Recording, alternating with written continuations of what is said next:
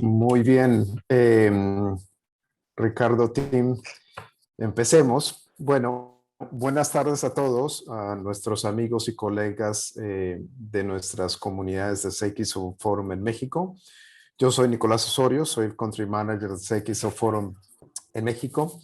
Y esta tarde vamos a conversar de un tema de suma importancia en nuestro país, cambios en reformas laborales y fiscales que ha surgido no solamente en nuestras conversaciones de directorio, pero igualmente que creo que está en la mente de cualquier líder en nuestro país.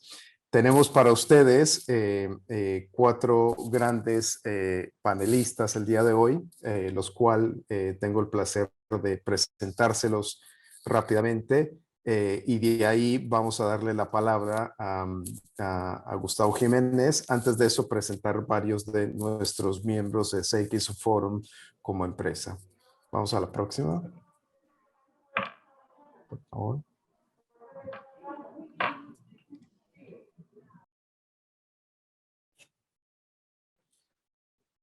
Ok, dale a la próxima, Gilly. Podemos seguir, saltar esta parte, que es un poco la agenda. Pensamos estar básicamente hasta las 7:45 hora local, pero bueno. Y al finalizar nuestra charla, nuestros panelistas van a tener exactamente más o menos unos 15 minutos para platicar, comentar de sus experiencias con esta nueva reforma. Y al final vamos a abrir el foro para preguntas que pueda tener la audiencia. Al igual en el chat podían ir colocando las preguntas que les puedan surgir a medida que cada uno de nuestros colegas y amigos panelistas estén dando su presentación. Vamos a la próxima.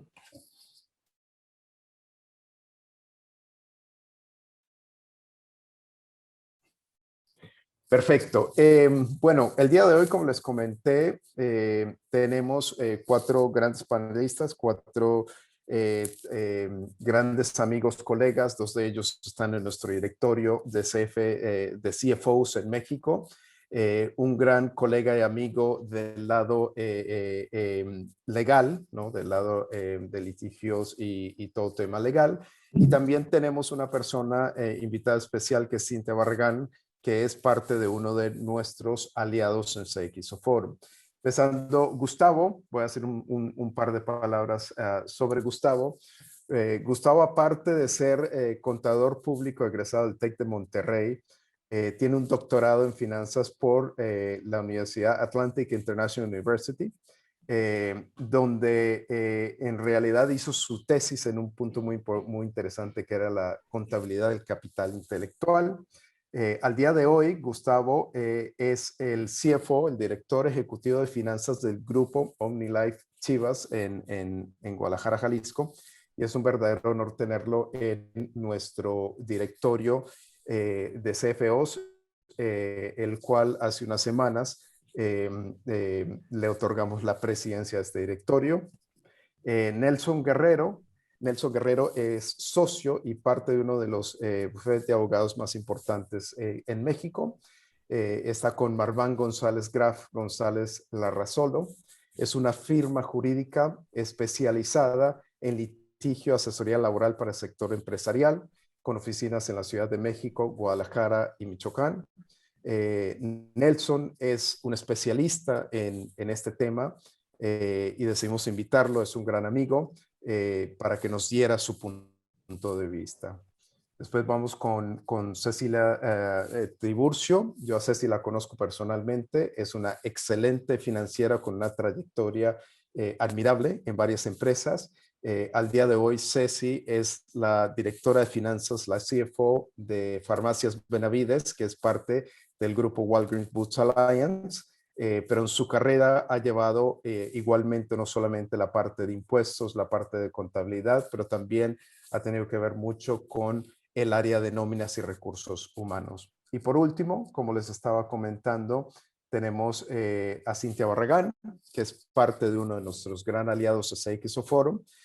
Cintia lleva una carrera bastante admirable y larga en el lado de tecnología y hoy nos compartirá qué piensa NetSuite y cómo podría ayudarnos NetSuite con todos los sistemas que tiene. Pero bueno, quiero darle la bienvenida a todos ustedes y muchas gracias por aceptar nuestra invitación esta tarde. Vamos a la próxima.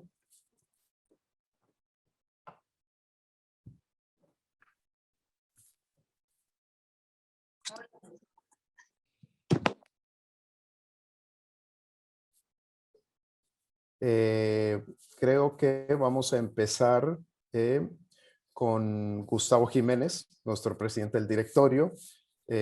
Gracias, Gustavo, bienvenido. Empecemos contigo para que nos cuentes lo que nos puedas contar, no solamente de tu organización, pero también todo este entorno que hemos aprendido en los últimos meses sobre esta nueva reforma laboral. Bienvenido, Gustavo. Muchas gracias, Nicolás, y muchas gracias a todos los que están conectados. Un placer. Y bueno, vamos a hablar de este tema iba a decir maravilloso, pero no es maravilloso. Un tema tan importante en todas las agendas de los CFOs de todo México, ¿no? Que realmente nos impactó. Y bueno, lo que vamos a ver en esta sesión, a mí me encantó porque va a ser, digamos, holístico. Lo vamos a ver desde varios aspectos. Yo les voy a hablar un poquito desde el punto de vista empresarial general, ¿no? Después vamos a pasar a verlo desde el punto de vista jurídico, que es importantísimo, con Nelson. Después vamos a pasar con Cecilia Tiburcio para verlo desde el punto de vista financiero, fiscal, laboral. Y por último, acabamos con Cintia para verlo desde el punto de vista de sistemas, que también tiene una gran repercusión, ¿no? Entonces, bueno, vamos a empezar desde el punto de vista general empresarial. Todo empezó, recuerdo, por allá en el mes de octubre, en donde todas las empresas estábamos haciendo el presupuesto 2021, ¿no? O sea, en octubre de 2020, todas las empresas empiezan por ahí de julio a hacer su presupuesto del siguiente año. Y bueno, estoy seguro que todos ya iban acabando su presupuesto cuando, ¡pum!, se viene esta noticia de que se va a prohibir el insourcing, el outsourcing, y todos, a ver, espérame, ¿cómo va a repercutir esto en el presupuesto? Que ya habíamos trabajado varios meses, ¿no? Entonces, pues obviamente este tema levanta las antenas de todo mundo, junta urgente y a ver cómo nos va a repercutir en el 2021. Obviamente todo este tema nos ha desvelado a muchos de los de finanzas, pero la verdad es que esas 2 semanas en donde tuvimos que imaginar cómo nos iba a repercutir, estuvo fuertísimo. O sea, yo creo que dormía 5 o 6 horas al día, o sea, ya recuerdo las últimas semanas, ya decía, ya por favor, porque tenías que imaginarte cómo te iba a repercutir y cuánto ibas a reservar de gastos para enfrentar todo esto para el siguiente año y que te lo aprobara el Consejo de Administración, ¿no?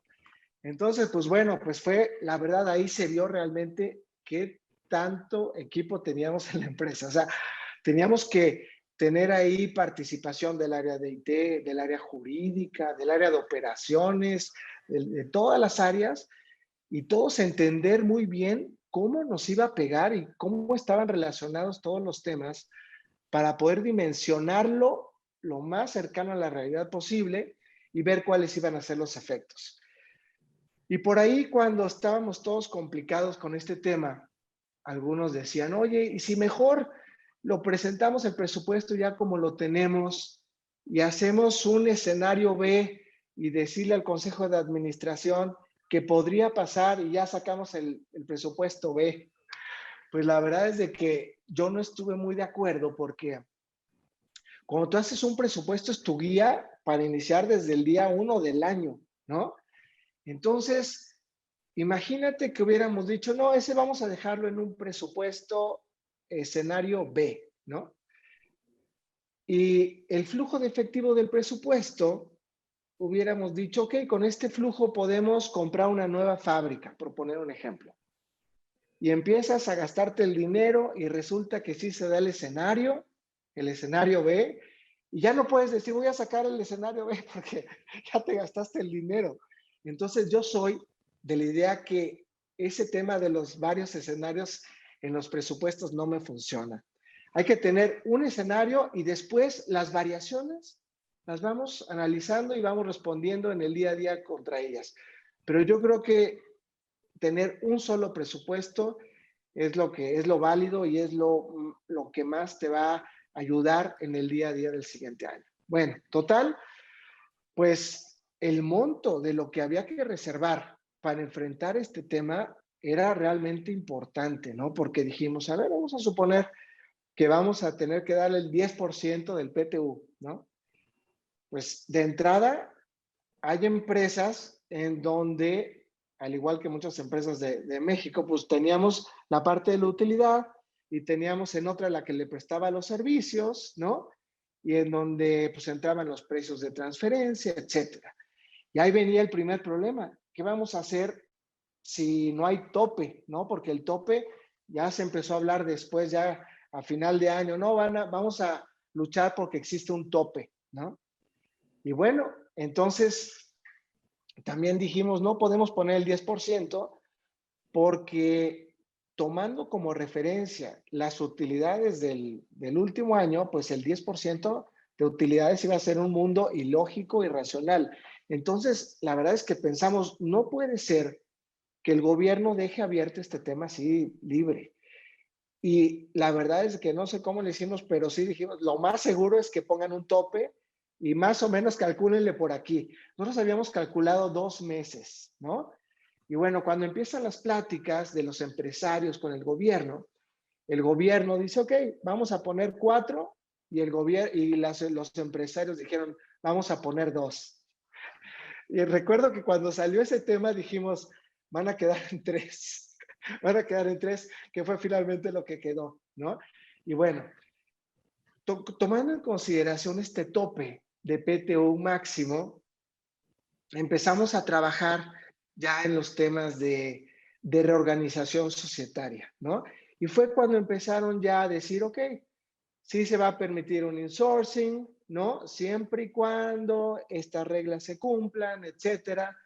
Y fue cuando ya empezamos a aterrizar todo, pero afortunadamente teníamos en el presupuesto ya un monto de gastos reservados. ¿Para qué?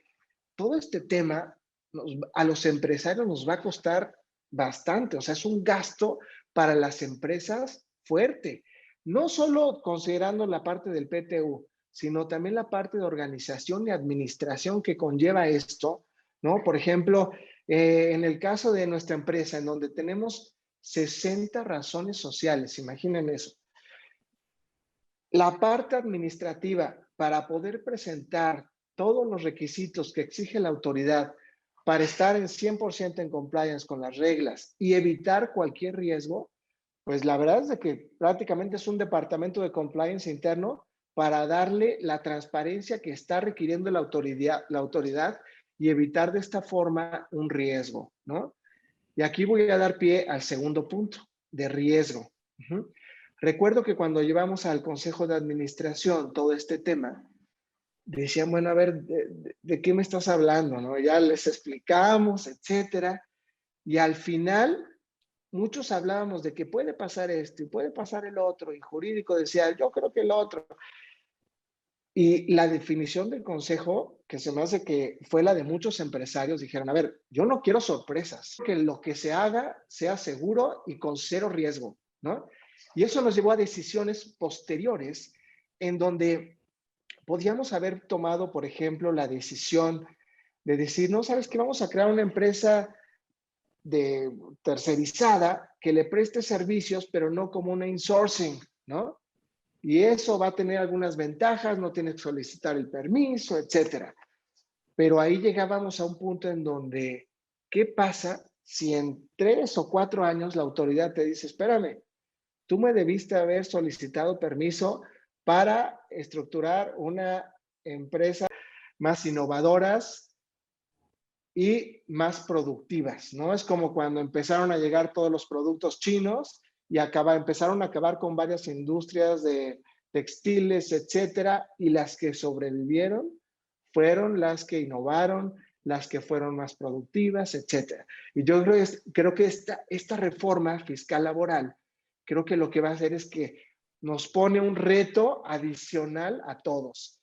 Y por un lado, también creo que va a ayudar a disminuir toda la parte de informalidad fiscal que existe en el país. Creo que México en informalidad fiscal estamos muy mal. O sea, hay mucha informalidad y este tema va a hacer que las empresas que estaban informales de alguna forma o no al día con todas sus obligaciones fiscales y laborales, se van a tener que estar al día porque ahora vamos a estar bajo la lupa, pero al 100%. Entonces, creo que esto va a ayudar a que mejore la recaudación en algunos de los impuestos y al final, pues creo que por ahí viene todo, ¿no? Creo que la realidad por la que estamos hoy en este asunto es porque el gobierno estaba buscando, uno, que todas las empresas dedicadas al outsourcing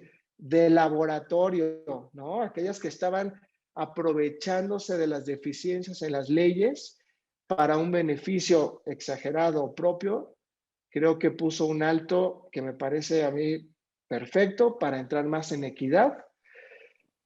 Y bueno, pues por otro lado, va a ayudar a que entren más recursos, porque si ustedes ven las cuentas del gobierno, pues en temas de recaudación no estamos tan bien. Entonces esto no podía seguir así y bueno, creo que fue una decisión correcta. Sin embargo, sí vamos a tener que ser más productivos, más innovadores y estar más en regla con todas las reglas fiscales y laborales del país, ¿no? Y bueno, ese es un punto de vista muy general. Y bueno, pues ahora sí vamos a hablar con Nelson de la parte jurídica y vamos a ver otro tipo de puntos de vista. Y pues bueno, bienvenido Nelson. Adelante, todo tuyo.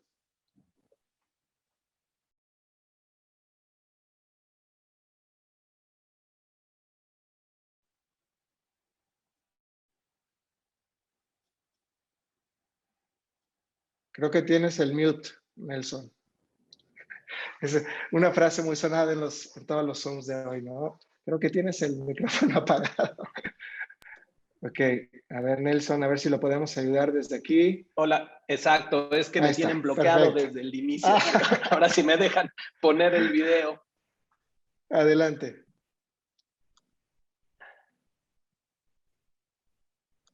¿Me ayudan también a que pueda poner el video, por favor? Listo. ¿Qué tal? Oigan, pues buenas tardes, mucho gusto. Es un placer estar aquí platicando con ustedes de algo que ha venido sucediendo, como Gustavo bien mencionó, desde hace, pues Gustavo dice desde octubre. Yo les diría que tenemos varios años en que veníamos con la amenaza de la ley del outsourcing y que realmente en octubre fue cuando vimos una reacción importante dentro de ya la legislación, donde estaban varias iniciativas de ley y donde estas iniciativas de ley nos ponían a ver dónde estaría el esquema, ¿no? Y entonces había un esquema totalmente nefasto donde decían que la prohibición iba a ser total, que a lo mejor es algo de lo que se refirió Gustavo, donde parecía que sí se podía terminar con cualquier forma de tercerización por conducto de una subcontratación, que bueno, ya hablaremos en otro tema de qué entendemos por subcontratación, porque ciertamente, empezando por los principios de cómo se define esto, no es tan claro, pero así empezamos con que no se podía, donde se iban a poder prestar servicios especializados de una manera independiente fuera de la subcontratación, y luego teníamos otras iniciativas que parecían que eran muy congruentes con el sector empresarial, donde se iban a poder hacer y donde únicamente no se permitía hacer el outsourcing, con este outsourcing que todos sabemos que efectivamente tuvo un resultado muy malo dentro de lo que está pasando en México o de lo que pasó en México, principalmente también en cuestiones de recaudación y de evasión. Yo no solo me quedaría en que se pagaba poco, yo también pensaría que había ciertos esquemas que no solo no eran debidos, sino que eran delictivos y que por supuesto pues tenía que venir una regulación al respecto.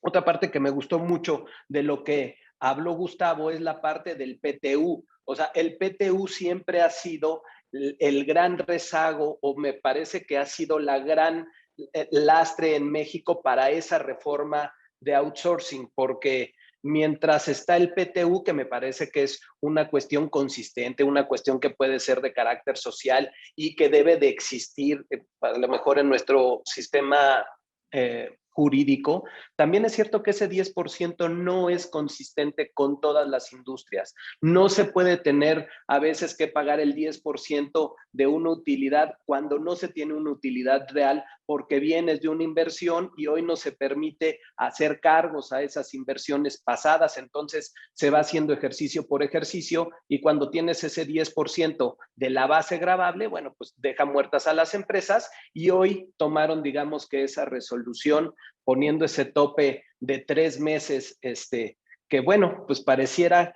que puede ser mucho o puede ser poco, porque depende de también a qué empresas estás poniendo en esa circunstancia. Entonces, me parece que, bueno, al final del día encontraron esa solución. Esperemos que el día de mañana no exista una impugnación constitucional porque digan que no sea o no se ha hecho de manera constitucional este tope del 10% y que la ley pudiera tener una cosa así, pero bueno, me parece que fue una buena medida.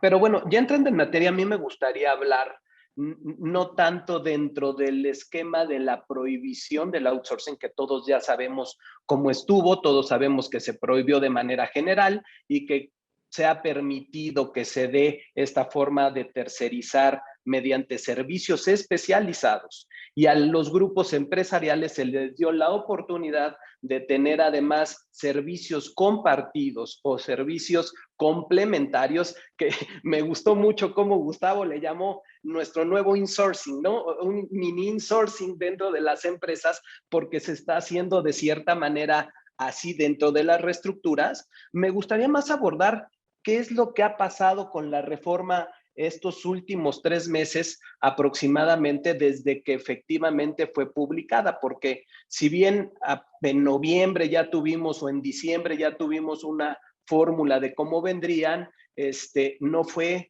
sino hasta febrero o marzo donde sabíamos que nada más faltaba el día en que llegaría la promulgación o la publicación de esta nueva ley de outsourcing. Entonces, vamos a ver ahora qué ha pasado con la reforma durante estos 3 meses, si se ha cumplido con los objetivos planteados y principalmente con los objetivos que señala la propia reforma en su exposición de motivos, porque no podemos olvidar que toda reforma o toda cuestión jurídica tiene que tener una base social, jurídica, económica, como le queramos ver, que sustente ese cambio. Uno de ellos ya lo platicamos, que es la evasión fiscal.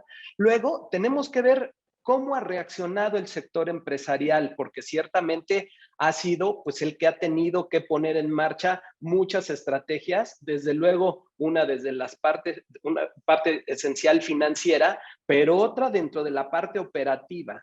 Y más allá, y me voy a detener un poquito adelante en decirles qué es lo que hemos visto respecto de las dificultades comerciales que van a existir o que existen ya y estamos viendo con la relación que tenemos, una como proveedores y otra como quien recibe el servicio de proveedores, que eso me parece que es un peldaño difícil, además del financiero, que se va a tener que escalar o se va a tener que resolver con mucha pericia y mucha inteligencia, porque hoy el texto de la reforma pues ha sido corto desde nuestro punto de vista, ha sido una fórmula que nos ha llevado a tener que reaccionar de la forma que creemos, de la forma que escuchamos y de la forma que nosotros como asesores les hemos dicho desde nuestro entendimiento. Entonces, eso es una parte muy importante. Legalmente, ¿qué va a pasar? ¿Cómo se va a actualizar la reforma?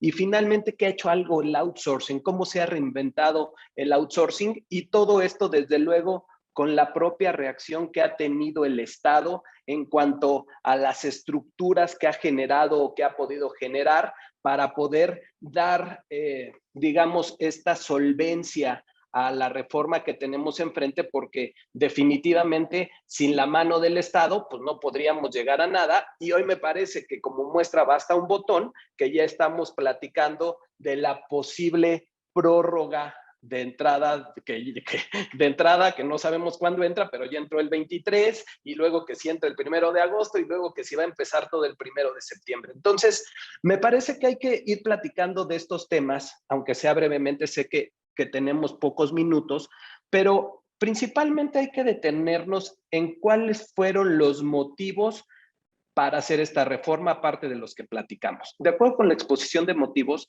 tenemos que fue para resolver los principales problemas y reconocimiento de los derechos laborales, entendiendo esto como la falta de registro ante el Seguro Social, cuando menos con salarios completos, como sabemos todos que llegó a pasar en algunas empresas, porque pues, tenemos que entender también que México es muy grande. México no solo se compone de empresas como las que estamos participando en este foro o asesores como los que estamos participando en este foro. O sea, la gran mayoría de las empresas en México son medianas y pequeñas, que no necesariamente tienen ni la información ni la estructura para poder realizar ciertos cambios y que desde luego se han ayudado o se han allegado de esquemas que no necesariamente son los que son totalmente en cumplimiento de las legislaciones, porque tampoco les da la economía para tener eso.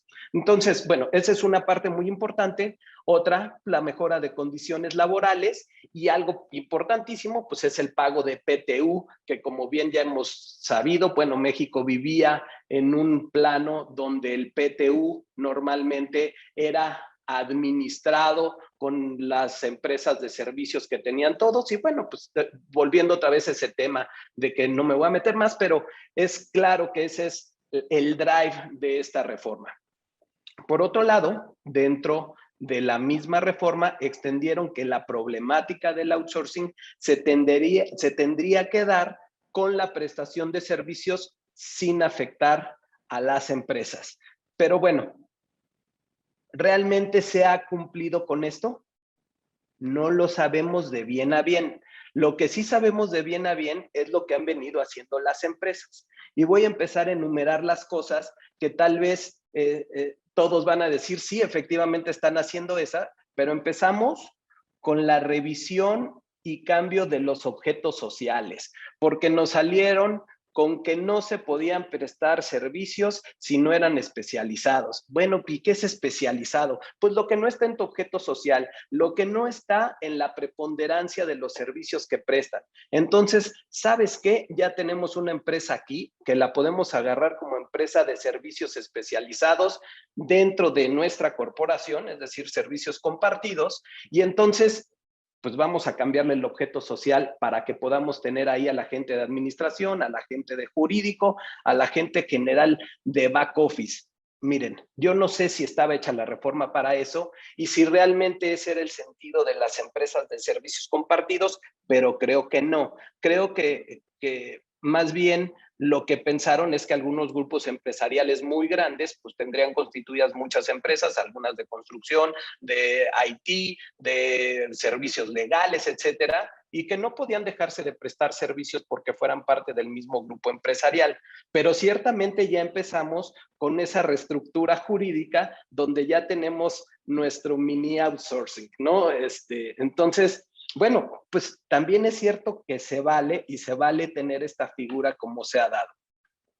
Adicionalmente a esto, tenemos que se empezaron a hacer todos los trámites ante el Seguro Social, altas de empresas. Es muy grande el sector donde digo, donde los grupos empresariales no necesariamente todas las empresas tenían trabajadores, entonces se tuvo que trabajar a marchas forzadas para dar de alta en el IMSS todas estas empresas que ahora iban a recibir trabajadores. También se tuvo que ver el tema de la sustitución patronal simplificada, que se dio un plazo de 3 meses a partir de que se publicó la reforma, que terminó precisamente el 23 de julio, es decir, el viernes de la semana pasada, pero que el 23 de julio en la noche nos dijeron que siempre no, que finalmente nos dejarían que estuviéramos registrando mientras salía la nueva ley, y si no sabía, bueno, pues ya se había ampliado un plazo no legal, pero finalmente está pasando. Y desde luego, el tema de la inscripción de todas las empresas ante el registro de empresas especializadas o de servicios especializados, el REPSE, ¿no? Que todos los que me escuchan ya habrán tenido la oportunidad de haber cuando menos tenido una referencia de cómo está difícil y cómo ha sido complicado simplemente por las preguntas que se hacen dentro de este registro para poder tener esa autorización para prestar servicios especializados o cuando menos para tener esa facultad. Entonces, ese es lo que hemos tenido, digamos, desde parte de lo que ha cambiado el sector empresarial. Luego tenemos el tema del Estado, ¿qué ha hecho el Estado? Bueno, el Estado pues se tardó un mes porque así lo establecían los transitorios de la ley para poder sacar las primeras reglas para el registro de las empresas especializadas. Todos esperábamos un catálogo vasto y un catálogo explicativo de qué era una empresa especializada, cuál sería la diferencia, si las empresas tendrían que también registrar a las empresas de servicios compartidos, que eso sí señalaron claramente que sí se tenían, salvo que sí se tenían que registrar, salvo nuestra opinión que no era así, pero bueno, la ley realmente no lo dice, pero salió esta aclaración que se tienen que registrar también, y con ello, pues una explicación no tan buena respecto de qué eran los servicios especializados, y después, ¿qué más? Una serie de publicaciones, una serie de mini videos, una serie de videos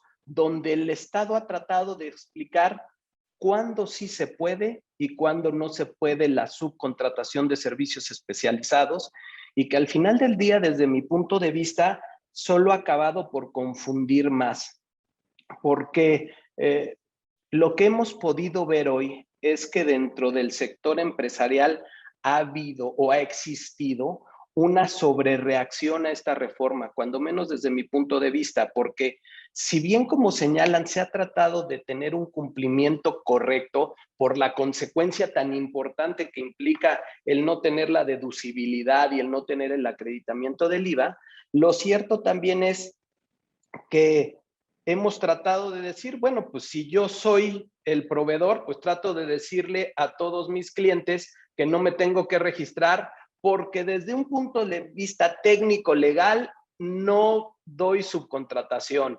Estoy en una base de servicios profesionales independientes, no pongo a disposición personal, que lo habrán escuchado mucho, y uno dice, pues, ¿qué es poner a disposición? Si están subordinados, si están en mi oficina, si no están en mi oficina. Y por otro lado, también nos hemos volteado con nuestros proveedores a decirle, oye, pues sabes que yo no voy a poner en riesgo el gasto que estoy haciendo contigo, regístrate por favor y aquí nos vemos.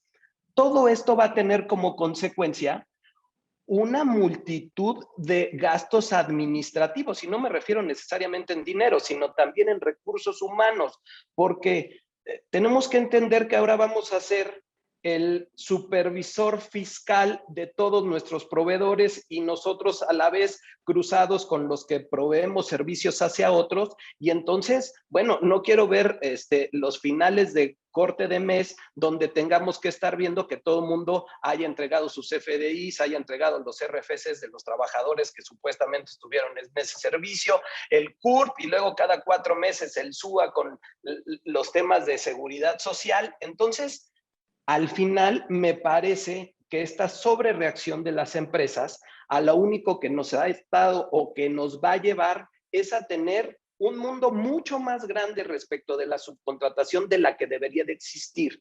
Pero al final del día, me parece que este mundo que vamos a vivir tendrá que irse ajustando ciertamente dentro de la lógica y dentro de la naturaleza de los negocios.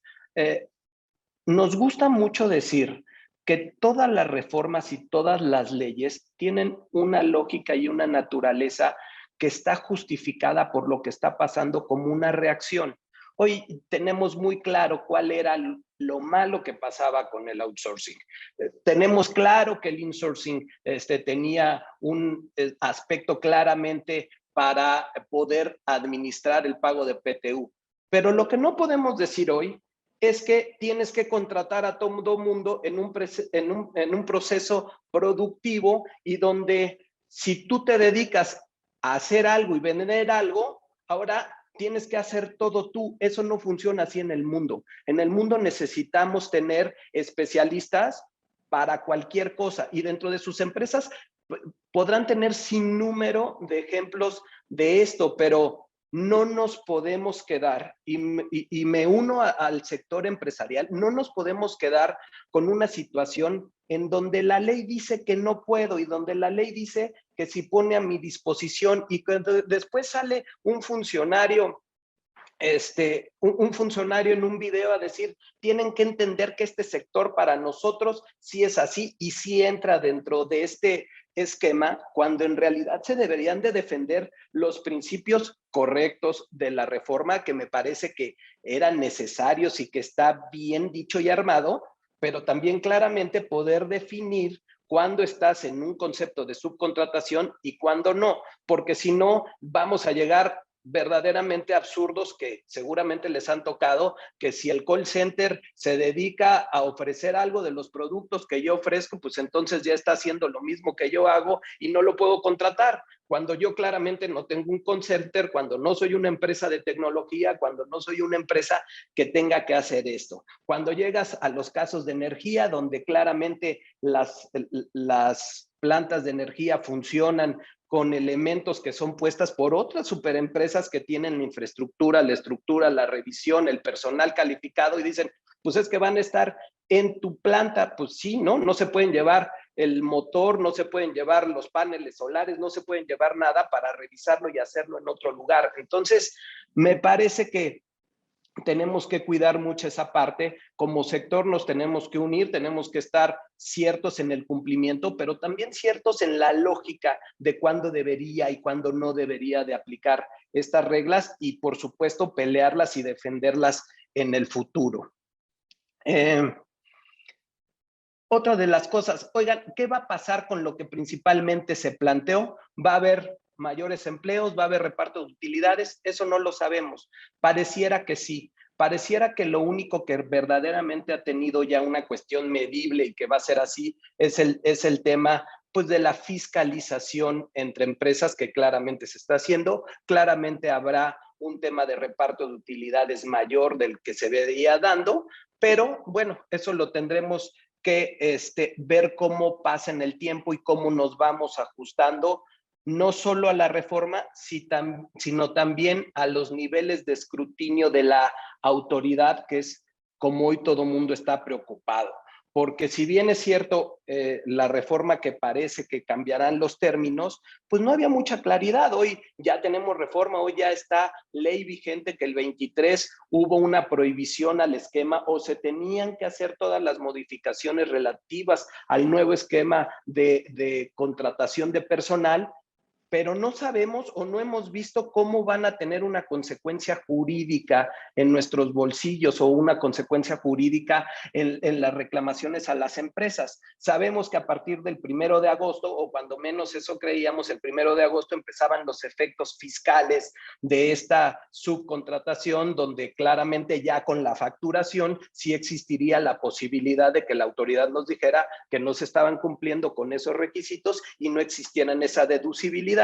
Y finalmente también se contraponía contra el 23 de agosto que tenían que estar las empresas registradas. Entonces decía, si yo ya estoy en cumplimiento y la empresa que me está prestando ese servicio no está registrada, pero pues pues ya me tiene que facturar y yo le tengo que pedir el registro, pero ella me dice que no puede tener el registro porque tiene hasta el 23. Entonces, me parece que esa forma que todavía no vemos cómo se va a ir fiscalizando, cómo van a ir llegando las autoridades, por un lado la laboral por medio de la Secretaría del Trabajo en las inspecciones y por otro lado la fiscal, que tiene una facilidad mayor de darse cuenta si dentro de las declaraciones existen o no retenciones o existen deducciones por sueldos y salarios, y luego, como decían, con la transferencia de precios entre las empresas, qué tanto se están haciendo esas transferencias por cuestiones de personal o por cuestiones de servicio. Entonces, bueno, veremos si llegan así o si realmente únicamente estarán vigilando que efectivamente el outsourcing haya evolucionado, tenga sus empresas de servicio especializados, si le queremos llamar así, si no se va a abusar también de servicio especializado, si no existe una revisión muy importante de estas empresas, pero ciertamente que ya las tenga el Estado en el radar y que no estén haciendo cuestiones de defraudación para todo, ¿no? Me parece que con eso tenemos un panorama general de qué ha venido pasando después de que la reforma fue publicada. Sigue habiendo una cantidad de dudas muy importantes para todos lados y es como consecuencia de las propias determinaciones que se han tomado en todos los sectores, como lo he dicho, pero al final del día creo que vamos viendo la luz al final del túnel. Las empresas, bueno, pues no se podían fiar de que iba a haber una prórroga, casi todas están cumpliendo con las tareas que tenían que haber hecho y bueno, pues ahora a darle lo que sigue, que es ver cómo nos vamos a defender cuando existan estos requerimientos o estas sanciones por parte de las autoridades. Y bueno, y nos vemos en un ratito porque seguramente tendrán muchas dudas. Muchísimas gracias, Nelson. Creo que diste un resumen excelente. Gracias, felicidades. Y bueno, ahora sí vamos a ver el punto de vista financiero, fiscal, por parte de Ana Cecilia. Muchas gracias. Adelante, Ana Cecilia. Hola, buenas tardes, noches a todos. Pues bueno, por aquí Nelson y Gustavo ya les dieron un poquito de intro desde el punto de vista empresarial, cuál es el punto de vista técnico, y yo les voy a platicar cuál ha sido la experiencia que hemos tenido en Farmacias Benavides con todo este proceso que pues sí, definitivamente hay muchas dudas, hay muchos cuestionamientos, no hay claridad en los procesos, pero bueno, hemos pues sorteado la situación y nos hemos esforzado por hacer las cosas lo más apegado a la legalidad y acompañados con gente experta como Nelson, que nos han ayudado, nos han aconsejado a realizar las cosas lo mejor posible. Y adicional, también hemos tenido un acercamiento con la Autoridad del Seguro Social y pues ellos también nos han ayudado a darnos claridad en algunas de las actividades, de los pasos que se han tenido que hacer. Y también es cierto que tampoco tienen muy claro muchas cosas. Entonces, bueno, hemos intentado ahora sí que poner una balanza, cómo manejar la situación. Nada más un poquito de contexto. Farmacias Benavides, tenemos presencia en 23 estados de la República Mexicana, tenemos más de 9,000 empleados y más de 50 registros patronales. Entonces, pues sí, cuando empezó todo este ruido, ya un poquito más en serio, en octubre del año pasado, a pesar de que este tema de la eliminación del outsourcing ya venía de años atrás, pero bueno, ya cuando vimos un poquito más en serio que pues sí podía pasar esta iniciativa, pues empezamos a ver ahora sí que si sí se daba, pues qué teníamos que hacer, ¿no? ¿Por dónde empezábamos? ¿Cuáles eran los primeros pasos? Y lo primero que hicimos en la compañía fue establecer un equipo multifuncional donde involucramos a todas las áreas o a todos los departamentos que se iban a ver involucrados o impactados en caso de que se eliminara el esquema de outsourcing y de insourcing. En nuestro caso, nosotros teníamos un esquema de insourcing y fue ahí donde nos pusimos ahora sí que manos a la obra y a revisar pues por dónde empezábamos, ¿no?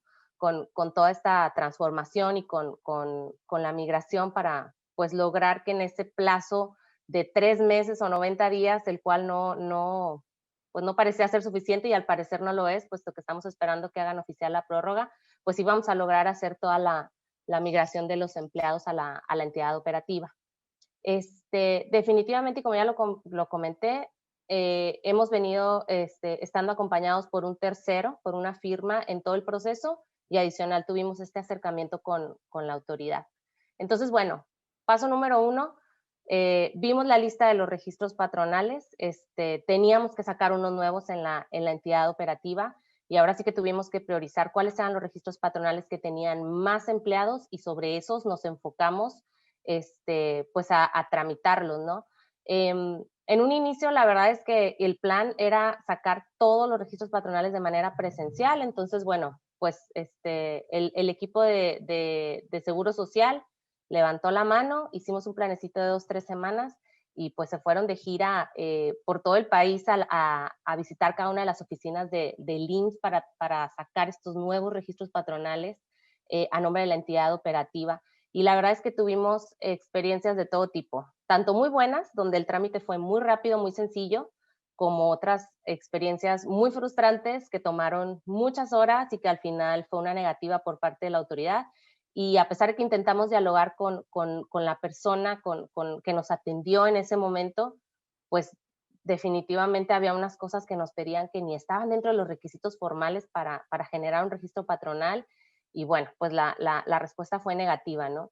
Y bueno, fue ahí donde, después de un par de semanas, donde sí tuvimos éxito en algunos de los registros patronales, en sacar los registros patronales, y en otros definitivamente no, pues donde decidimos darle como ese shot al escritorio virtual. Y la verdad fue una grata sorpresa, porque por medio del escritorio virtual fue como pudimos llegar a sacar o a obtener la totalidad de nuestros registros patronales para poder hacer la migración de los empleados. Entonces, pues si no lo han intentado, inténtenlo. La verdad es que el trámite es mucho más sencillo que de forma presencial. No te tienes que enfrentar o lidiar con el criterio de la persona que te atiende. Y es muy rápido. O sea, en el momento en el que lo solicitas en línea, prácticamente en ese momento se te da una resolución y obtienes el RP. Y bueno, una vez que tuvimos la totalidad de los registros patronales y que teníamos un poquito claro cuáles eran las actividades que dependían de obtener estos registros patronales y cuáles podíamos ir a hacer en paralelo, nos empezamos a enfocar en la parte de la sustitución patronal, ¿no? Que también, o sea, cero claridad en cómo se tenía que hacer el proceso, en qué momento. Nos acercamos con la autoridad, les preguntamos, ¿no? Pues, ¿cómo ves? Si lo queremos hacer para X fecha. La verdad es que tampoco lo tenían muy claro. Entonces, bueno, decidimos escoger hacerlo de la manera más conservadora y más apegada a la ley, con menos riesgo para la compañía y obviamente para los empleados. Entonces, una noche dimos de baja a todos los empleados y al siguiente día los dimos de alta en la entidad operativa, ¿no? La verdad es que igual, una vez que hicimos esa alta baja, presentamos el trámite para hacer formal la parte de la sustitución patronal. Después de un par de días, creo que fueron alrededor de 5 o 6, obtuvimos la confirmación por parte de la autoridad y bueno, hasta ahí todo parecía maravilloso, ¿no? Y regresando un poquito, a lo mejor antes de hacer este tema de la sustitución patronal, quiero platicarles cómo estuvimos trabajando de manera multidisciplinaria con otras áreas de la compañía, ¿no? Porque esto pues no nada más se trataba de hacer un switch off y un switch on. El área de RH, súper relevante, tuvimos que trabajar mucho en cómo íbamos a hacer la comunicación a los empleados, cómo les íbamos a dar certeza de que todo iba a ser exactamente igual a como lo estaban viendo, a diferencia de que iban a generar eventualmente el próximo año un monto mayor de PTU. Entonces, el equipo de RH se encargó de toda la parte de la comunicación, de tener líneas directas una vez que se les notificó a cada uno de nuestros empleados que se iba a hacer esta sustitución patronal por si había dudas.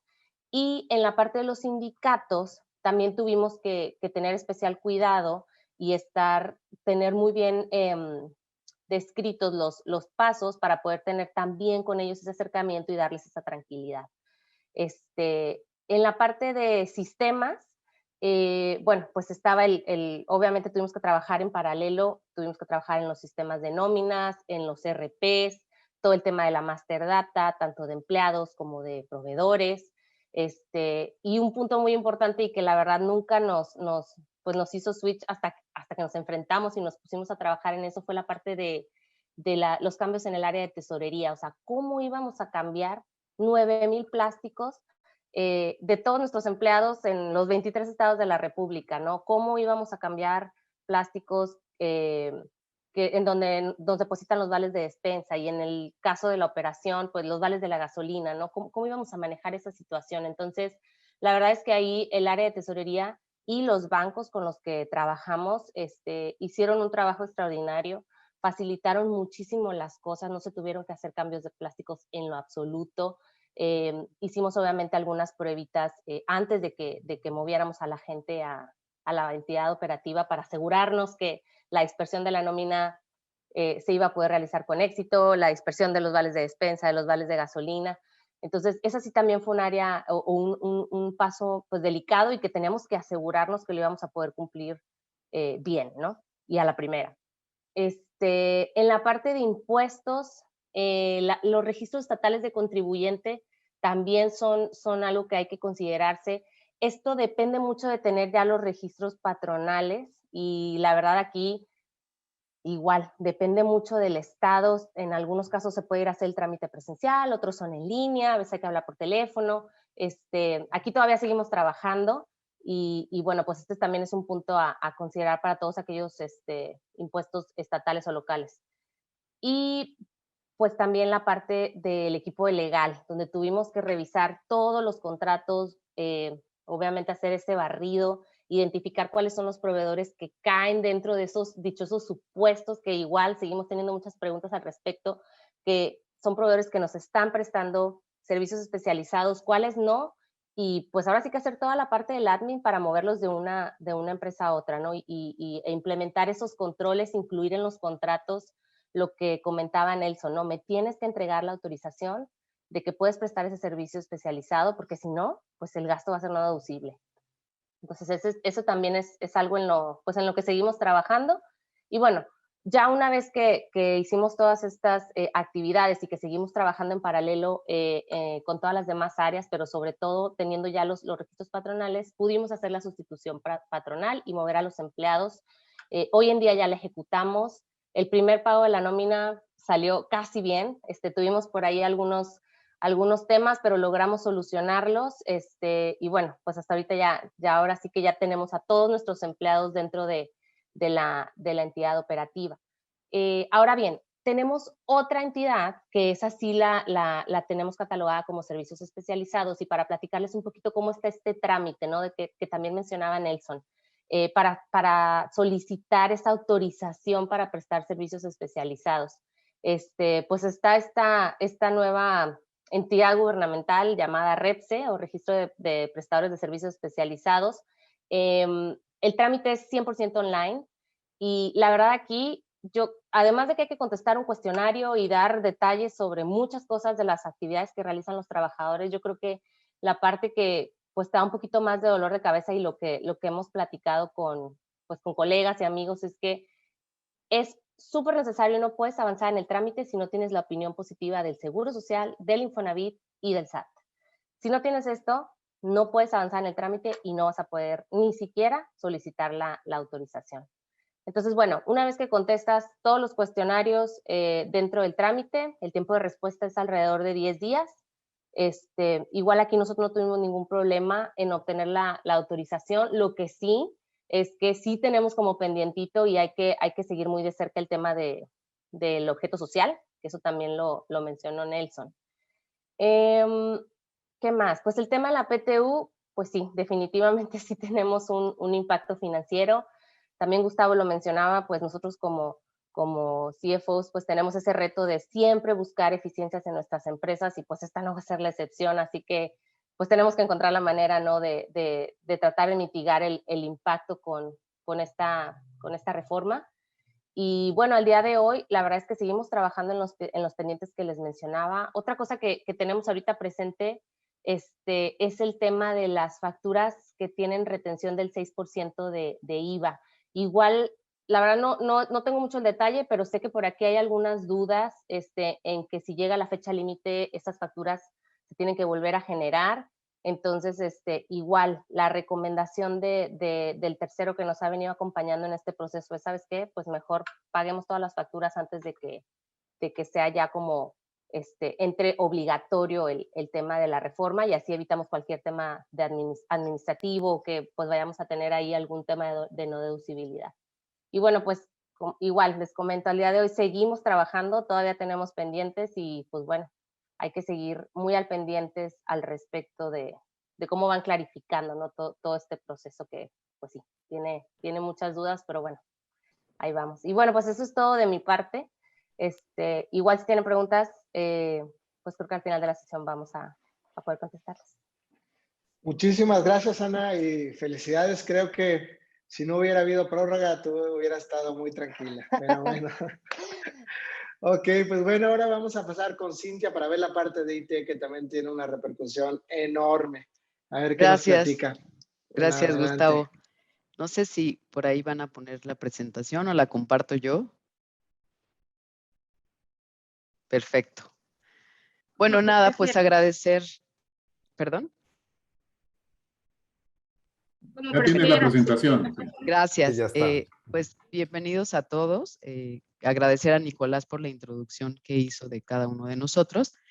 Y bueno, sin duda, seguramente hay gente conocida para mí acá, porque pues en este andar laboral que he tenido y por las áreas en las que me he desenvuelto, que sobre todo es la parte de finanzas, pues he tenido la fortuna de estar en muchas empresas y además también conocer a muchos CFOs. Y bueno, de acuerdo a lo que comentaba Cecilia y Nelson, y a fin de dar continuidad a la sesión, me gustaría iniciar un poco con esta parte de un poco preguntarnos el por qué se originó este outsourcing, ¿no? En su momento, como ya lo hablaban, fue una herramienta importante para dar especialización y flexibilidad a las empresas. Sin duda podríamos pensar que este outsourcing mayormente siempre se daba en las áreas de IT, ¿no? Y lo cierto es que no.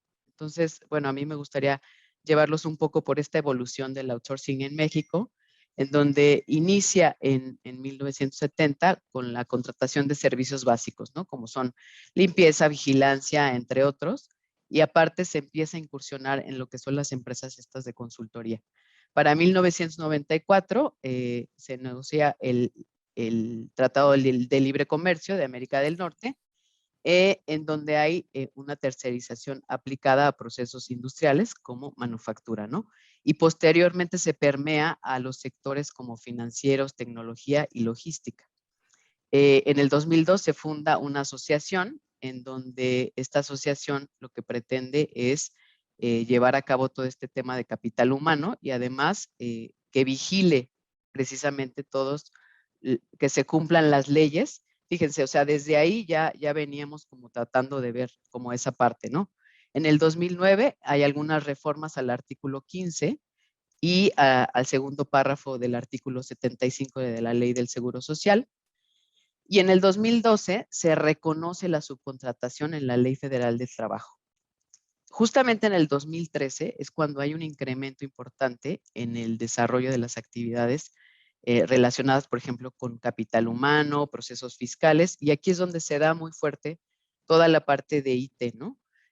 Aquí es cuando, digamos, empiezan a hacer todas este tipo de outsourcing para la parte de IT, y sin embargo también para algunas otras áreas que ya vamos a ver, en donde empieza a existir, digamos, un catálogo de outsourcing que se da, ¿no? En el 2016, la Secretaría del Trabajo y Previsión Social, y en conjunto con esta asociación y con otros que trabajan, se hace una definición de la norma oficial mexicana para el outsourcing, y básicamente lo que se busca es nuevamente proteger al empleado, ¿no? Y en este sentido, pues empezamos a ver que se empieza a desvirtuar un poco esta parte, sobre todo porque pues de alguna manera empieza a haber pues cierta evasión fiscal, una serie de cosas importantes en donde pues no se estaba llevando a cabo y no se beneficiaba al empleado como de alguna manera se quería, ¿no? Entonces, la siguiente, por favor. Básicamente... ¿Puedes colocar tu cámara? Sí, gracias.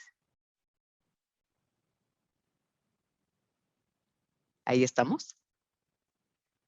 Gracias. Perfecto. Entonces, pues básicamente, y un poco platicando en mi experiencia, pues en estos años, pues sí se dan mucho este tipo de cuestiones en donde, pues bueno, yo estuve en varias empresas en donde justamente, claro, se daba esta especialización en donde pues se necesitaban recursos para poder llevar a cabo muchas actividades, pero sin embargo, estas empresas estaban ya, pues de alguna manera no incumpliendo estas normas, ¿no?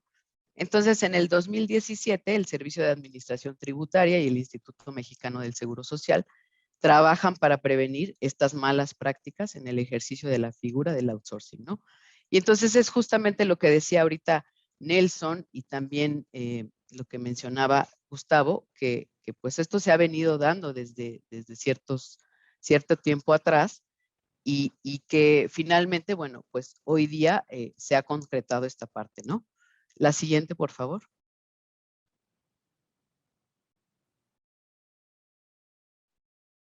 Entonces, justamente lo que les mencionaba en función de que no solamente se considera esta parte de lo que es IT, sino también todo este catálogo de outsourcing. Tenemos pues desde mantenimiento, temas de transporte, capacitación, logística, informática y tecnología, empaques. O sea, por mencionarles algo, pues en las empresas que normalmente yo asistía a dar consultoría y que pues platicaba con CFOs, pues tenían normalmente algún tipo de outsourcing. Y bueno, había ciertos casos en los que sí consideraban y apego a la ley y había otros en los que no, ¿no? La siguiente, por favor. Y bueno, prácticamente un poco para comentar sobre las ventajas y desventajas que ofrece este outsourcing, porque bien mencionaba ya Nelson que en este sentido, pues no se puede quitar como de tajo, ¿no? Es bien cierto, ahorita que hablaron tanto Nelson como Cecilia, bueno, pues están como del lado del cliente. Yo estoy del lado del proveedor y pues básicamente creo que el hecho de cumplir con todas la normativa que digamos está proponiendo la ley, pues básicamente eso es importante porque protege también al empleado, ¿no?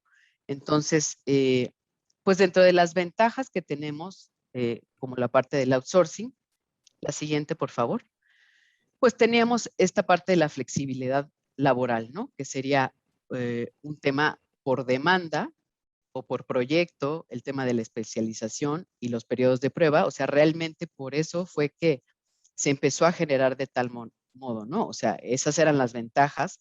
También en cuanto a tecnología, yo tenía que eliminar estos riesgos de obsolescencia. Había también una reducción de costos operacionales, ¿no? En el reclutamiento de personas y de la contratación de trabajadores de la propia empresa. Y hoy justamente lo que dice y comentaba Cecilia es esta parte, ¿no? Que está creciendo y que va a haber un costo adicional muy importante y que además hay que poder ver de qué manera se va a manejar esta parte, ¿no? Otra de las cosas sería el aprovechamiento de recursos humanos y especializados, en donde básicamente aquí las empresas transnacionales a veces podían aprovechar ese servicio en cuanto a esta parte del idioma y, por ejemplo, usos horarios y tercerizar esta parte de la actividad, ¿no?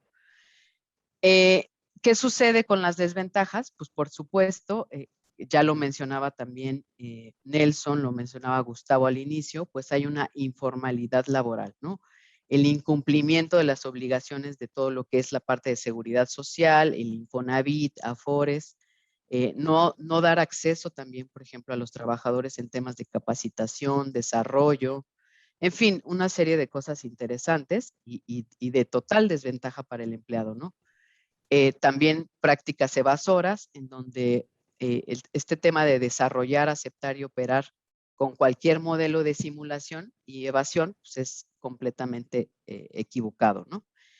El otro tema era subregistrar el salario, en donde aquí subregistrabas el salario del empleado para propósitos de pago de obligaciones obrero-patronales, pues menores, ¿no? O sea, eso es lo que había empresas que estaban haciendo en ese sentido.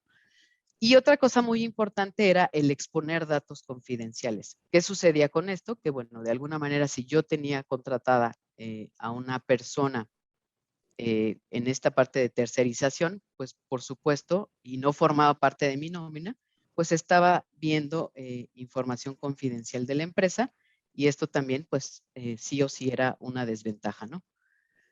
Entonces, justamente todo lo que mencionaban y de alguna manera cómo está mejorando hoy día en México y cómo podemos ayudar en ese sentido, digamos, en función de todo lo que mencionaba pues todos los panelistas, ¿no? Hablaba, por ejemplo, Gustavo, de esta parte que han tenido que llevar a cabo, ¿no? Por ejemplo, como nuevas versiones del presupuesto, escenarios, porque a lo mejor me están creciendo toda la parte de los, digamos, headcounts, todo ese tipo de cosas.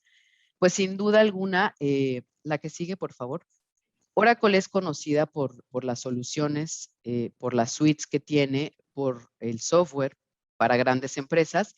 Sin embargo, también se ha enfocado en soluciones para pequeñas y medianas empresas, lo cual de alguna manera permite a un segmento más amplio de empresas en México eficientar todo lo que son los procesos, operaciones para competir en un mercado global, ¿no? Entonces, en función, por ejemplo, de lo que mencionaba Cecilia, de todo lo que les ha traído pues el hecho de afrontar estas reformas fiscales, ¿qué sucede con una empresa como Oracle? De alguna manera también ahí podemos hacer parte y ayudar precisamente a todo esto a lo que se están enfrentando, ¿no? Es decir, ya mencionaban en este tema a toda la parte de planeación y presupuesto, por ejemplo, en revisar todo lo que se está generando en cuanto a los registros contables, en fin, ¿no?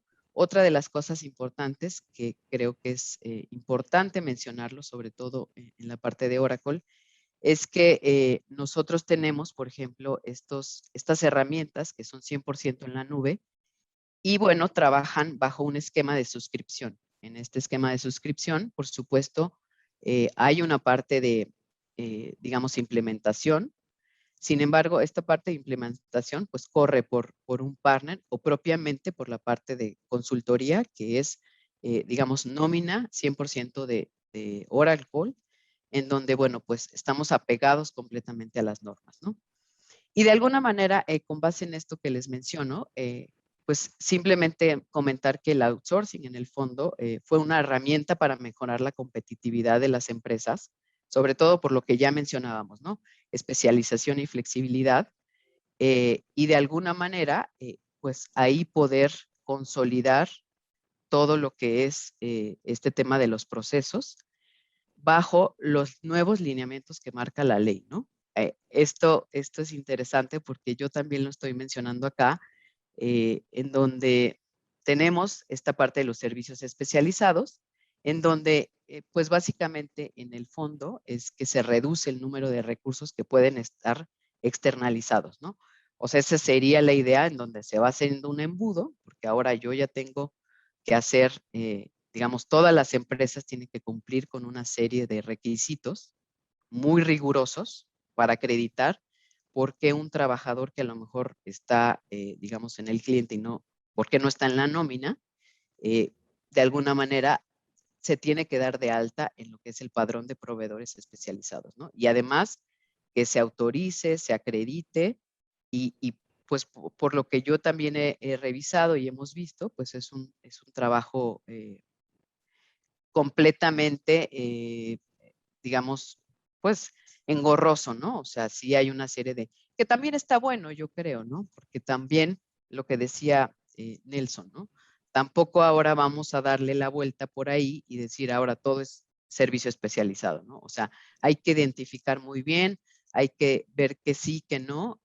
Yo creo que desde ese lado y del lado de IT, creo que por mi parte, pues esta sería la conclusión en donde claramente pues nosotros como empresa podemos ayudarlos a tener este tipo de opciones para poder afrontar de mejor manera todo lo que es estas nuevas reformas de ley, ¿no?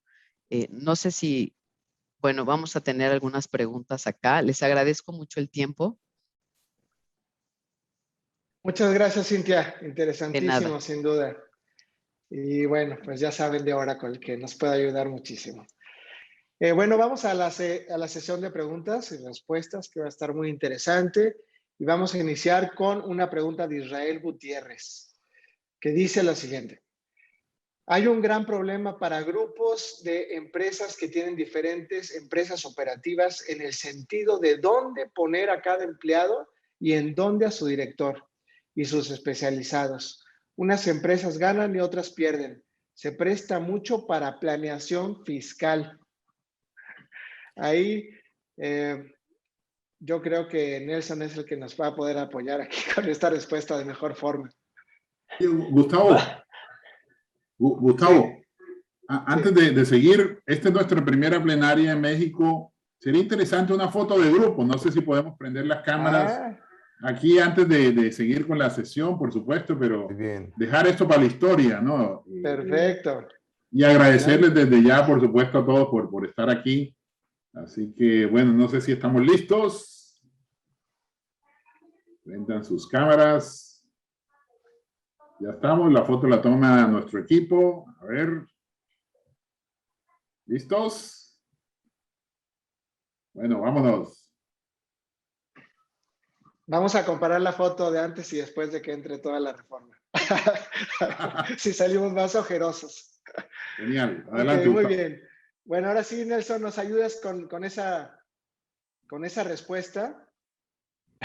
Sí, gracias, Gustavo. Mira, realmente no sé si existe una respuesta porque efectivamente nos hemos enfrentado cuando los grupos empresariales tienen muchas empresas por distintas circunstancias y en realidad los empleados que tienen no son muchos, pues lo que tienen que hacer es poner 1, 2, 3 empleados en cada una de sus empresas y además una empresa de servicios compartidos. Entonces, la disparidad, como señalaban, en el pago del PTU, pues es muy grande porque a lo mejor de esas empresas operativas, nada más 1 o 2 tienen una utilidad importante, otras no, por diversas circunstancias, permisos, incorporaciones, lo que tú quieras dentro de estos grandes grupos que necesitan cosas.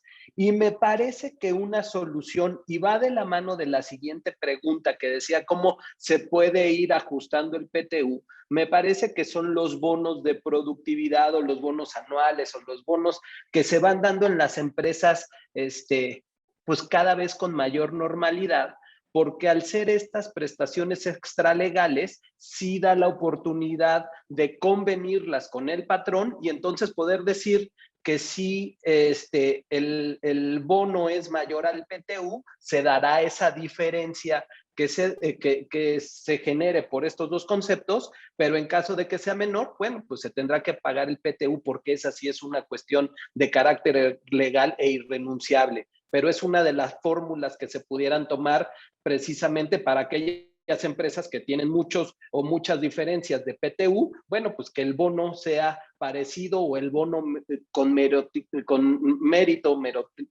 se me fue la boca, pero con mérito, pudieras llegar a esa compensación entre estos conceptos. Ok. Oye, Nelson, aquí voy a aprovechar la respuesta que diste para un tema bien interesante, porque al final todo este tema de equidad que debería de haber en las empresas con todo este tema, y como bien dices, una de las herramientas son los bonos, ¿no? Sin embargo, ¿qué opinas del tema del pasivo laboral que genera un bono, ¿no? Contra un PTU, ¿no? O sea, sí, desde luego, mira, y no solo genera un pasivo laboral mayor, porque desde luego te debes de referir al tema del salario integrado y entonces cuando llega una liquidación, el PTU no forma parte para efectos de la liquidación, pero los bonos sí, pero al final del día me parece que México ya está listo para tener esos bonos más que PTU. Hoy todos nos hemos dado cuenta y el PTU ya señalaba por ahí Cintia, me parece cómo ha evolucionado el outsourcing en México y todo empieza alrededor de los 70s cuando empieza el PTU. Entonces, a lo mejor de ahí se fue derivando todo y sí, desde luego me parece que no hay una fórmula, pero ya está y el PTU ya está y ya están estas amenazas fiscales que sí son muy importantes. Entonces, el bono jugará cuando menos en aquellos sueldos altos, porque no se puede en todos lados, sí tener una parte relevante en la compensación de estos esquemas de PTU.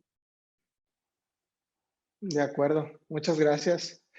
Y bueno, vamos a ver alguna otra pregunta por ahí que tengan.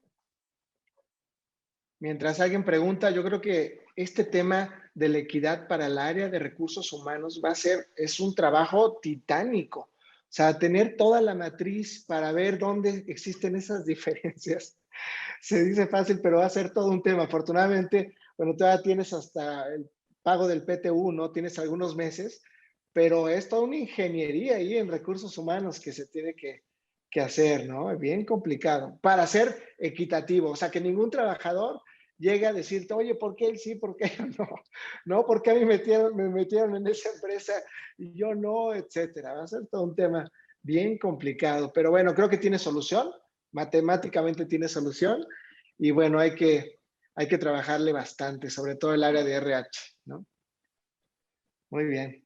A ver, preguntas. Pues ya no hay Bueno, preguntas, diré que iba a haber más. buenas noches, ¿qué tal? ¿Puedo hacer una pregunta? Adelante, Hugo. Por supuesto. ¿Qué Claro. tal? ¿Cómo están? Buenas noches a todos. Muchas gracias a la audiencia, perdón, a los panelistas por la charla, muy interesante. Una pregunta, en principio para Nelson, pero extendida para el resto de los panelistas. Si tú tienes una entidad legal que se maneja operativamente hablando bajo el esquema de servicio compartido y tú estás utilizando a un tercero, y ambas entidades legales, digo, con objeto social similar o igual, y ambas empresas, tanto el cliente como el proveedor, tienen presencia internacional, llámese Estados Unidos, Colombia, en algún otro país, dejando de lado las implicaciones de taxes que esto pueda representar, ¿hay desde el punto de vista legal alguna implicación porque se devenga el pago de los servicios que se están teniendo a través de esas entidades legales fuera del país? Y el principal motivador del por qué explorar esas opciones, porque el transicionar una operación que ya se tiene de muchos años entre un partner y esta empresa, pues pueda tener otro tipo de impactos, principalmente operativos, ¿no? Principalmente se pierde en propiedad intelectual y toda una serie de procesos que ya se tienen muy sólidos con este tercero. No sé si me expliqué en la pregunta. Gracias. Sí, gracias, Hugo. Y si quieres, les doy mi punto de vista, porque es muy buena pregunta. Me parece que en principio la reforma no alcanzaría a empresas que están constituidas en el extranjero para efecto de la prestación de servicios como terceros. Y desde luego hay que diferenciar, que eso es muy importante, cuándo se está en el esquema de subcontratación y cuándo no. Es posible que incluso teniendo este servicio en el exterior, ese servicio sea un servicio independiente de asesoría y que pudiera ser parecido a los servicios compartidos que se dan dentro del grupo empresarial, pero no necesariamente lo mismo. Hoy nos encontramos, por ejemplo, con la reforma de 2012, algo que era muy claro era que no se podían prestar servicios análogos entre el outsourcing y los que lo recibía, cuando menos así estaba plasmado en la ley. Hoy me parece que esa parte desapareció, pero desde luego el que forme parte de tu actividad preponderante, pues te lleva a una limitación con esas empresas si estás dentro de este supuesto. Pero regresando a tu pregunta específica, me parece que si tienes esos servicios en el extranjero, se pueden cumplir de manera complementaria y desde luego habrá que ver exactamente cuál es el supuesto, pero en principio pareciera que no es contradictorio uno con otro. Perfecto. Muchas gracias, Nelson. Encantado. De acuerdo. Hugo. Gracias. Bueno, vamos ahora con la pregunta de Eduardo López, por favor. Adelante. Muchas gracias, Gustavo. Buenas tardes a todos. Muchas gracias por la charla, muy interesante y bueno, validamos muchos de los conceptos que todos traemos en la cabeza, ¿no? Pero bueno, mi pregunta en particular va en función de lo siguiente. Yo estoy en una aseguradora y bueno, es muy común en las aseguradoras que que existía una empresa de servicios justamente en donde todos estábamos en nómina y le dábamos el servicio a la compañía de seguros. Únicamente el director general estaba en la compañía de seguros y operábamos así. Ahora lo que sucede es que, bueno, nosotros por conveniencia decidimos mantener la compañía de servicios viva porque además del producto de seguro, etcétera, vendemos algunos servicios adicionales que, bueno, la ley de seguros no nos permite hacer por la aseguradora, por lo que dejamos viva a la compañía de servicios. Esto hace que el grueso de las personas, en particular, bueno, el área financiera en mi caso, el área legal, el área de recursos humanos, etcétera, pasamos a la compañía de seguros y solo un componente muy pequeño de la nómina queda en la compañía de servicios. Pero ahora va a ser un poco al revés. Las personas que estamos en la compañía de seguros, en particular estos servicios que les digo, recursos humanos, legal, finanzas, vamos a ser quienes le demos el servicio, valga la redundancia, a la compañía de servicios, ¿no? Será un componente pequeño, un 10%, un 20% del tiempo tal, que hace que no amerite que contratemos a un CFO para la compañía de servicios, a un legal para la compañía de servicios, etcétera, pero que a su vez pues se dedica tiempo. En este sentido, es poco clara la ley en cómo ahora esta nueva empresa, digamos, patronal, pues puede hacer estos servicios compartidos únicamente a esta empresa del grupo, sea una o sean varias. Habrá casos que tengan mucho más de una empresa, pero la ley es poco clara en este sentido de, bueno, ahora pasé a todos los empleados a la compañía, digamos, operadora. ¿Cómo hago estos servicios compartidos que convengan una refacturación ahora a la empresa de servicios? ¿Qué perspectiva tienen ustedes? ¿Cómo ven la ley en función de eso? ¿Qué han hecho? ¿Qué ven de mejores prácticas en el sector? ¿Cómo ven un poco ese tema?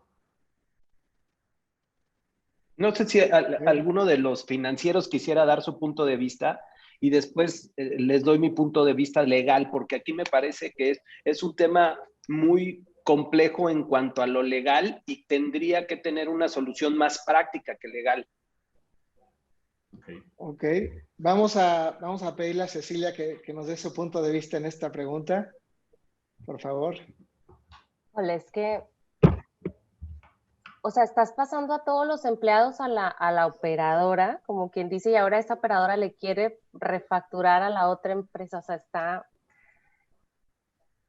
pues es que yo creo que sí tendrían que revisar bien las actividades y ver si puede caer en un servicio de especialización e incluso la operadora pues pedir esa autorización. Nosotros lo estamos considerando, estamos revisando también ese caso, o sea, si realmente deberíamos de pedir esa autorización o no, pero pues estamos todavía analizando.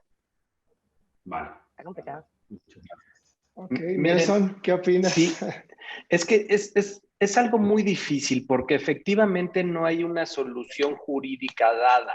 A lo mejor en el tiempo podrá estar, pero te encuentras con varios problemas. Primero, ya tienes a la empresa productiva, que es la que tiene el mayor negocio, en el ejemplo claro que nos pusieron, donde en su caso, para prestar estos servicios complementarios, que me parece que eso es un servicio complementario hacia la otra, te tendrías que registrar. Y entonces te tendrías que registrar como una empresa especializada. Pero ¿cómo te vas a registrar como una empresa especializada para una empresa que hace lo mismo que tú? Porque entonces ya chocas en el sentido de que no formes parte de su objeto social. Entonces, la respuesta clara de acuerdo con la ley es que tendrías que tener duplicidad de funciones y de personas en las dos empresas. Esa es la respuesta jurídica, porque no va a haber forma de hacerlo de otra manera. Me parece que una cuestión práctica que no se sale de la ley es que dentro de los contratos de trabajo le pongas obligaciones al funcionario o al empleado para que preste de vez en vez servicios a la empresa filial o subsidiaria de la otra. Y entonces, bueno, pues ciertamente dentro del salario que se le está pagando ya por una, tenga esa obligación de prestar servicios a la otra, porque si no, se vuelve una locura y se vuelve una cuestión insostenible jurídicamente. Claro. Ya, perfecto. Vale, muchas gracias. Sí, con gusto. Gracias. Gracias. Y bueno, vamos a una última pregunta porque el tiempo se nos acaba y vamos con Darwin Zavala, por favor. Gracias, Gustavo. Yo había puesto este comentario en el chat, pero veo que no lo pudieron ver. Primero, gracias por organizar este evento y gracias a todos los participantes, pues muy buenas ponencias. El comentario mío era, sería interesante conversar acerca de, y creo que ya no nos queda el tiempo, pero conversar acerca de qué medidas de compensación de costos están pensando las distintas empresas, dado el aumento del gasto del PTU. Gracias. Ok, bueno, si quieren aquí la voy a tomar yo. Y bueno, lo primero va a sonar medio, digamos, tonto, pero la verdad es de que hay que generar más valor en las empresas, dado que nos están incrementando los costos, ¿no? O sea, vamos a pelear en una liga más complicada y por lo tanto tenemos que ser más productivos, que es lógico, ¿no? Bueno, que vamos a ser más productivos y eso nos va a dar más utilidades para poder compensar los altos costos. Ahora, ya que para medir exactamente el efecto de estos incrementos en lo que va a representar el PTU, etcétera, pues sí va a haber un tema de que, a ver, antes nosotros, por ejemplo, dábamos un bono de 3 meses de salario, ¿no? Y bueno, ahora va a haber varios empleados que van a caer en una empresa en donde por PTU les va a tocar 3 meses de salario, digamos, cumplan o no sus objetivos, ¿cierto? Entonces, ¿qué vas a hacer? ¿Le sigues dando el bono de los 3 meses más el PTU? Pues no. Entonces, vamos a tener que cambiar toda la parte de los objetivos a que si cumpliste tus objetivos, por ejemplo, al 100%, tengas un mayor incremento de sueldo en el próximo aumento, ¿no? Pero vamos a tener que ver que no se duplique la parte de bonos, de premios, con la parte de PTU porque si no vamos a tener un costo y vamos a tener un costo irrisorio, ¿no? Y no equitativo. Entonces es por eso que la parte de RH va a tener que hacer un trabajo bien importante junto con todas las áreas de la empresa y sobre todo con los dueños de decir, ok, vamos a compensar esta parte con esta parte para no caer en un exceso, ¿no? En un exceso de pagos, ¿no? Entonces, ahí hay que ser bastante creativos en cómo le vamos a hacer. Mi recomendación es esa, las empresas que tenían bonos y a los que se les va a llegar el PTU, entonces vamos a tener que equiparar y bajarle a los bonos y ver cómo vas a motivar a los empleados, porque si ya no le vas a quitar el bono por productividad, por cumplir sus objetivos, pues bueno, tú tienes que seguir motivando a todos. Entonces ahora lo puedes dirigir a un aumento de sueldo, etcétera, ¿no? Pero tratar de ver de que no se dupliquen y no se vuelva un costo exorbitante para las empresas. Básicamente. Y bueno, no sé si alguien tiene alguna otra idea, cómo hacerle. No, pues bueno, Gustavo, yo primero que todo quiero agradecerte a ti, a Nelson, a Ceci y a Cintia por la participación, el entusiasmo por compartir con todos nosotros sus experiencias durante estos meses y todas las recomendaciones. Igualmente al auditorio por la participación, las excelentes preguntas. Esto surge de muchas charlas que hemos tenido contigo, con el equipo, con los otros equipos, igualmente con Ceci. Y bueno, igualmente agradecerle a Cintia y a NetSuite por darnos esa visión del lado de TI. No, no es la primera, podemos seguir, esto va a ser un tema, como dice Nelson, de evolución. Y creo que vamos posiblemente a volver a hablar de esto en unos meses. Estamos a toda disposición del capítulo, de la comunidad. Igualmente vemos mucha gente que se unió, les agradecemos a ellos, los invitamos a ser parte de nuestro foro. De esto se trata, nosotros le llamamos la inteligencia colectiva, donde en realidad aprendemos por estas experiencias de cada uno de estos líderes que nos acompañan el día de hoy. Quiero agradecerle también a Ricardo, al equipo de CX Forum, a Sonia, que lidera nuestro capítulo de CFO a nivel regional, y a todo nuestro grupo de operaciones que nos ayuda a tener estos eventos en tiempo y con buena conexión y con buena información. Muchas gracias. Disfruten su noche. Y bueno, estamos en contacto, estamos abiertos a cualquier otra pregunta, personalmente yo, vía nuestras redes sociales igualmente, y de nuevo los invitamos a ser parte de nuestras comunidades, aquellos que tengan ese interés. Muchas gracias y una feliz noche.